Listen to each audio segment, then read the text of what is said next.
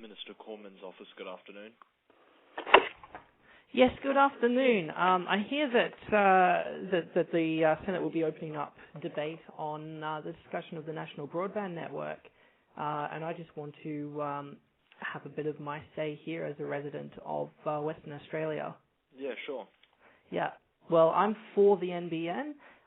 Working in information technology, I can see the relevancy in upgrading our current internet infrastructure for the years to come, and not just for our future, for our children's future, and for the future of our business here in Australia, and our ability to host and provide international services to the international market.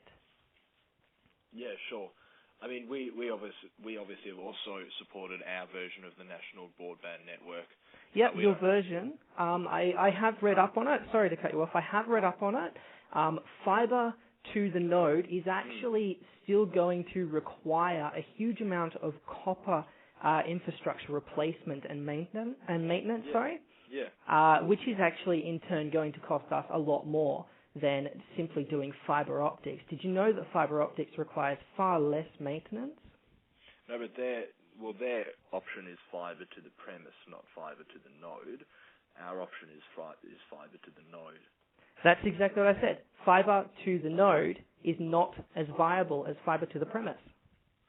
But it's still fibre optic cable, though, on both of them. Yep, but there's still copper running from the node to the premises, which requires a lot more maintenance.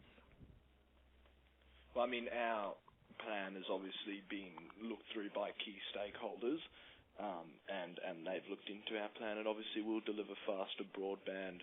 It actually won't deliver any faster speeds.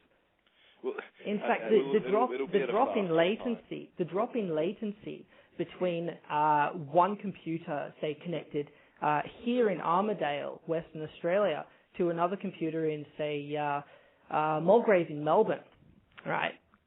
There will be no improvement in latency by having a copper network or any part thereof copper. There is still the depreciation on a connection speed between a premises and the actual node itself. However, if you were to actually introduce fibre to the premises, you will find that depreciation is completely irrelevant. There is no depreciation, which also includes improving our quality of phone calls and services here in Australia. Fibre to the premises is a brilliant idea, whereas fibre to the node, copper to the premises is just, it's not viable. Well, I mean, again, our plan is going to be achieved also at a faster timeline than the current Labor plan. But it doesn't really improve any services here in Australia. It's just upgrading the backbone. It's not actually upgrading the entire infrastructure. But it would take 20 years to finish Labor's NBN at the current rate. I mean, they've only reached 2% of Australian households. Also, got to remember that we've got $300 billion in deficit, and we obviously need to build a strong and prosperous economy. And again, we're supportive of the National Broadband Network, but at the moment, given the various pressures, it's a little bit unrealistic and almost impossible for us to pursue the model that Labor's proposed, and that's... Okay, well, let me, on the topic of what's unrealistic and what's not viable and what would ultimately take longer, let's just sort of outline the costing factors here. Now, if memory serves me correctly, fibre to the premises was going to cost in excess of about $42 billion. Is that correct?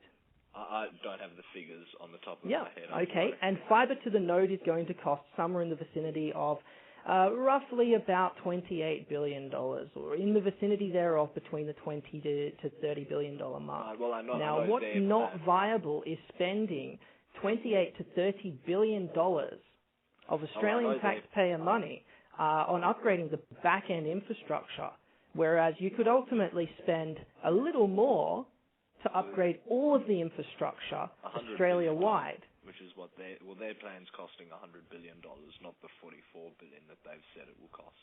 It's actually, still irrelevant. Being a taxpayer, I'm actually quite content with having that happen, as are more than 200,000 Australian voters. If you've seen the Change.org statement that's been going around.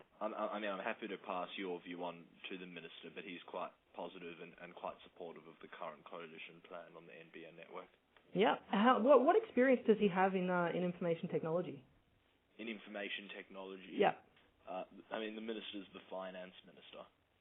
Okay, so he only knows information really relating to figures, not what the actual purchasers will be doing then. Is that correct? Well, not necessarily. Well, actually, yeah. That's kind of it. I mean, does he know what component of a computer needs to be plugged into where to provide it with power? Does he know how to build a computer? Does he even know what the internet backbone actually does or what it's constructed of? Well, what I can do is give you the number of Malcom Turnball, who's the Minister for Communications, and obviously you can voice any concerns and any suggestions relating to the policy to their office if you like. I'd love to, yes, please. Yeah, sure. I'll just put you on hold and get their number. I won't be long. Yeah.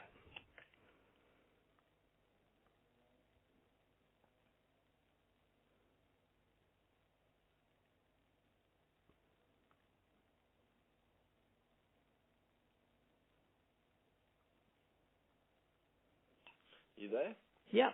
Yeah, it's 02 9327 Yep. 3988. He's the Minister for Communications and Broadband, so his office would be the best to speak to regarding our plans for the NBN. Okay, excellent. Thank you so much for that. No problem. Appreciate your call. Bye. Thanks.